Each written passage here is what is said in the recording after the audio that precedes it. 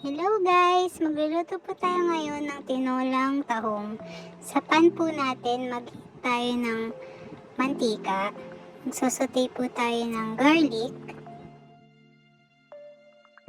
Ilalagay na po natin yung onion at luya. Ihalo na rin po natin yung kamatis. Lutuin po natin mabuti yung kamatis. Tsaka po natin ilalagay yung isang cube ng shrimp flavored natin. Lutuin po natin itong mabuti, tsaka natin po ilalagay yung ating tahong. Halu-haluin po natin ng mabuti at lalagyan po natin to ng durog na paminta.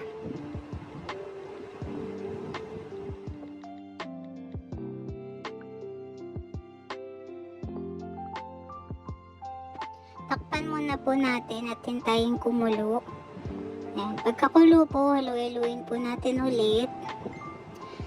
Tsaka po natin lalagyan ng tubig.